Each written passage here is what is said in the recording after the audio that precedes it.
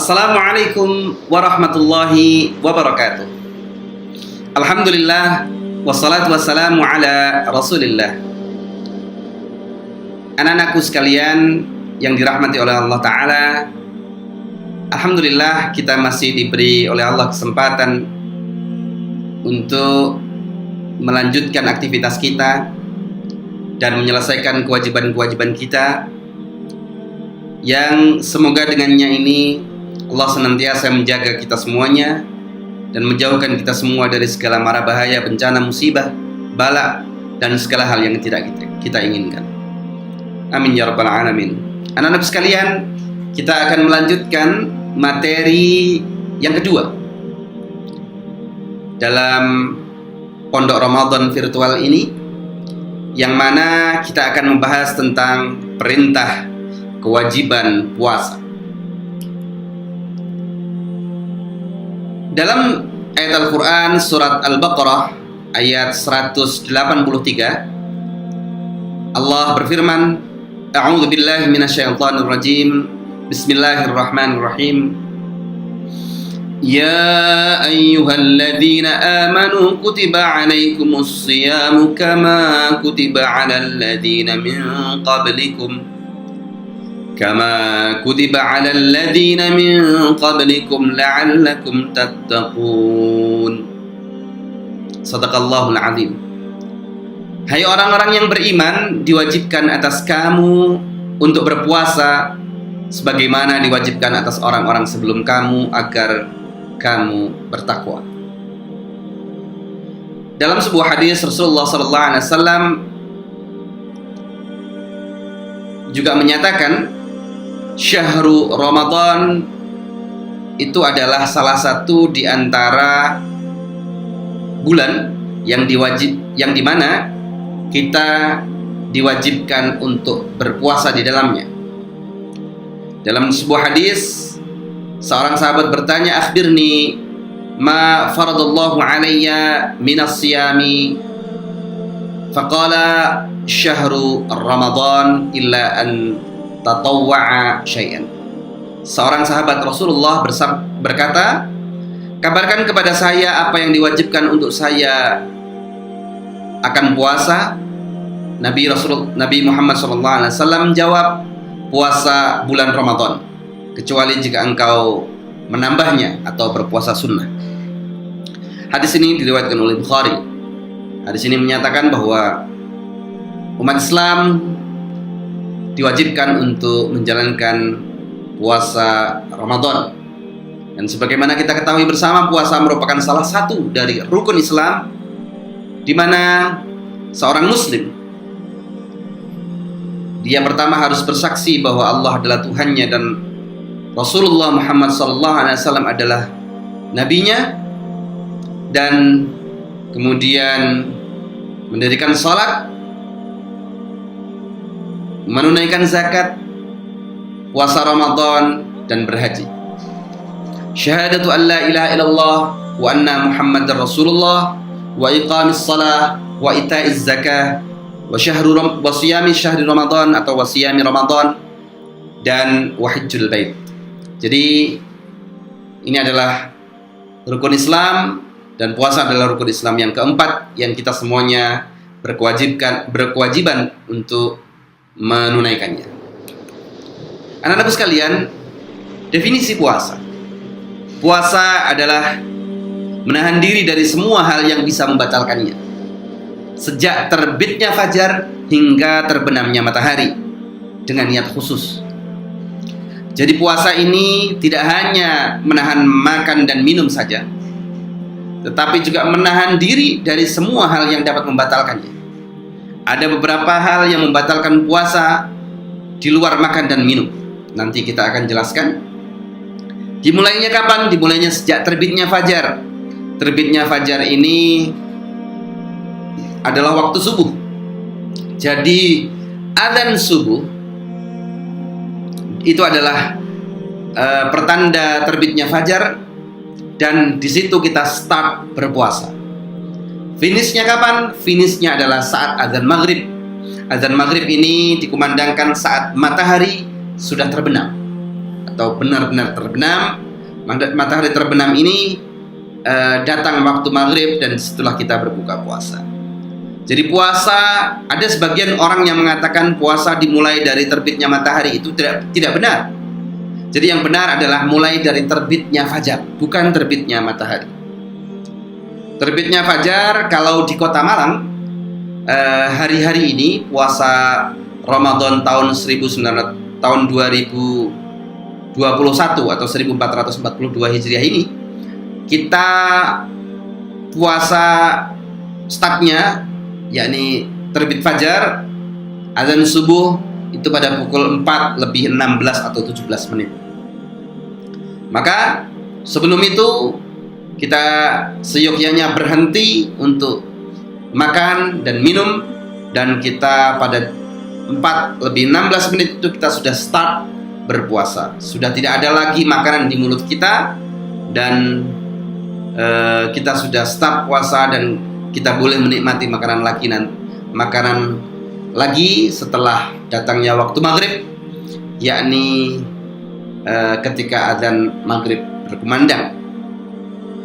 Niat khusus, kenapa ada niat khusus di sini? Karena memang puasa Ramadan itu mewajibkan kita untuk berniat di malam harinya. Jadi niatnya harus dilaksanakan sebelum fajar tadi. Nanti kita akan bahas lebih lanjut bagaimana niat yang tepat, yang baik, dan yang memudahkan kita semua. Kemudian hukum meninggalkan puasa. Hukum orang yang meninggalkan puasa Ramadan seperti hukum orang yang meninggalkan salat. Jika dia meninggalkan karena mengingkari hukumnya yang wajib itu, maka dia masuk kategori kafir. Demikian juga rukun Islam yang lain, apabila dia mengingkari zakat ataupun haji, maka ia juga dihukumi kafir. Tetapi jika ia meninggalkan puasa karena malas dan menganggap remeh, sebagian ulama tidak menghukuminya kafir, namun dianggap Islamnya tidak lengkap, Islamnya tidak sempurna. Saya kira meninggalkan puasa termasuk kategori dosa besar yang meskipun dia didasari karena malas, ini masuk kategori dosa besar, sehingga seyogyanya kita semuanya untuk ikhlas berpuasa, meskipun hati kita mungkin berat untuk melaksanakannya, itu tetap kita latih, karena memang Allah menuntut demikian. Allah meminta kita dan mewajibkan kita untuk melaksanakan puasa Ramadan ini. Jadi meskipun berat hati, meskipun malas, seyogyanya kita semua tetap melaksanakannya, karena ini adalah perintah Allah, bukti bahwa kita masih mensyukuri dan menikmati nikmat Allah yang tidak terhingga yang kita rasakan, dari nikmat iman, nikmat Islam, nikmat kesehatan, nikmat kesempatan, dan lain-lain. Saya kira bentuk dari syukur itu adalah kita menjalankan perintah-perintah Allah, diantaranya adalah puasa ini. Nah, masuk ke hukum-hukum puasa. Puasa mempunyai 4 macam hukum. Yang pertama adalah wajib, yaitu 6 macam puasa yang wajib ini. Yang pertama adalah puasa Ramadan, kemudian puasa qadha. Puasa qadha itu adalah puasa mengganti. Jadi puasa mengganti Ramadan. Jadi misalnya kita pada Ramadan kali ini kita sakit atau kita dalam perjalanan yang berat, maka kita boleh tidak berpuasa dan kita mengqadhanya atau menggantinya di lain hari. Kemudian yang wajib yang lain adalah puasa kafarah, adalah puasa penebus. Puasa penebus di mana tebusan dari beberapa kesalahan yang dilakukan oleh seorang muslim, maka dia berkewajiban untuk puasa kafarah. Kemudian yang selanjutnya yakni yang keempat, puasa saat haji dan umroh, sebagai ganti dari menyembelih hewan ternak dalam pembayaran fidyah. Ini dilaksanakan pada saat haji dan umrah. Puasa ini adalah merupakan puasa wajib. Puasa yang kelima yang wajib yakni puasa dalam ritual salat istisqa, salat memohon turunnya hujan jika memang diperintahkan oleh pemerintah. Jadi apabila pemerintah memerintahkan kita semuanya untuk berpuasa dan untuk salat istisqa, maka puasa tersebut menjadi wajib. Kemudian yang keenam adalah puasa nazar.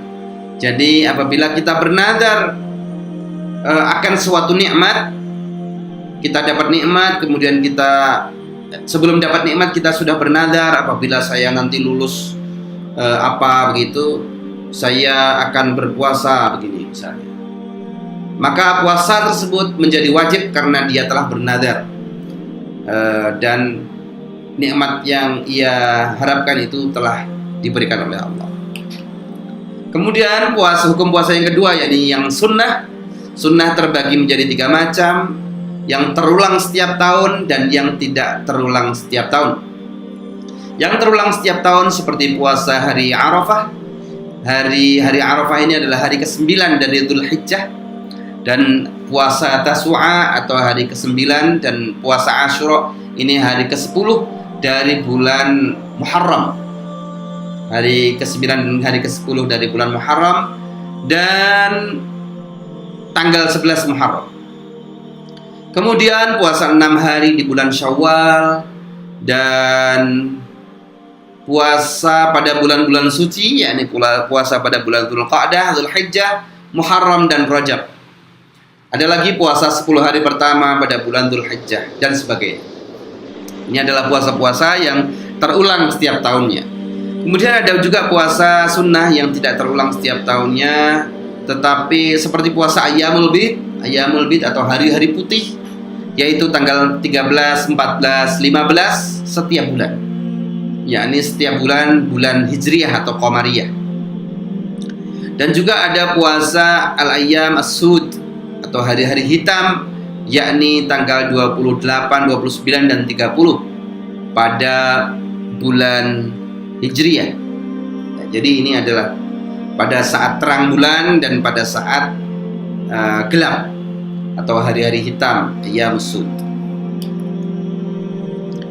Hukum puasa yang lain yakni ada yang sunnah adalah ada yang terulang setiap minggu seperti puasa Senin dan Kamis. Sebagai catatan, puasa sunnah yang paling afdol adalah puasa Nabi Daud, yaitu 1 hari puasa dan 1 hari tidak. Adapun puasa yang disyariatkan oleh Nabi, yang disunnahkan oleh Nabi, yakni puasa Senin Kamis yang terulang setiap minggu 2 kali. Dan silakan kita semuanya bebas memilih puasa Senin Kamis, puasa Daud, ataupun puasa-puasa sunnah yang lainnya. Ada juga puasa yang makruh. Puasa yang makruh ini seyogyanya tidak kita laksanakan. Jadi kita seyogyanya mengambil puasa pada hari yang lain, di selain hari yang dimakruhkan ini.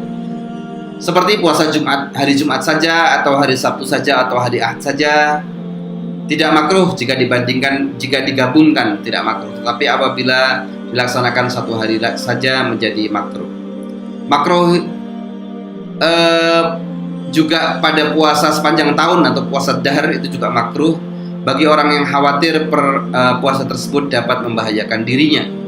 Tetapi apabila tidak membahayakan dirinya, tidak makruh. Ada juga puasa yang haram. Ternyata meskipun puasa itu salah satu rukun Islam, ternyata ada juga puasa yang haram yang terbagi menjadi 2. Haram namun puasanya sah, dan haram namun puasanya tidak sah. Yang haram namun puasanya sah yaitu puasanya seorang istri tanpa seizin suaminya, dan puasanya seorang budak sahaya tanpa seizin tuannya. Yang kedua ini sudah tidak ada pada zaman sekarang. Seyogyanya pada setiap istri, pada semua istri untuk meminta izin suaminya apabila ia hendak berpuasa. Dan tidak semua yang tanpa izin itu kemudian menjadi haram ya. Apabila si istri meyakini bahwa suaminya itu ridho dan ikhlas, maka tidak ada masalah. Yang menjadi masalah adalah puasanya tanpa seizin istrinya dan tanpa seizin suaminya, dan suaminya tidak ridho akan hal itu. Maka puasanya menjadi haram meskipun puasanya sah. Yang kedua, puasa haram tetapi puasanya tidak sah. Ada 5 kasus di sini. Yang pertama adalah puasa hari raya Idul Fitri, kemudian puasa hari raya Idul Adha, puasa hari Tasyrik 11, 12, 13 Dzulhijjah, dan puasa separuh terakhir di bulan Sya'ban, yaitu tanggal 16, 17, 18 sampai akhir Sya'ban.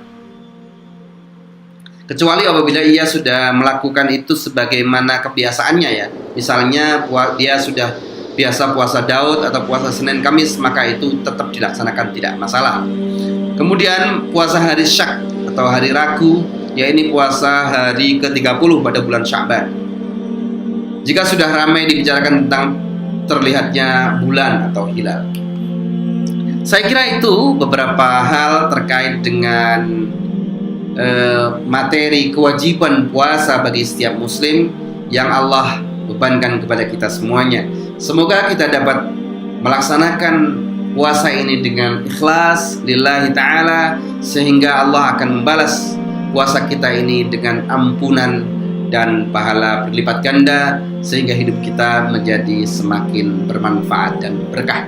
Saya kira itu yang bisa saya sampaikan. Kita akan bertemu lagi insyaallah pada video selanjutnya. Saya akhiri, wallahul muwaffiq ila aqwamit thariq. Wassalamualaikum warahmatullahi wabarakatuh.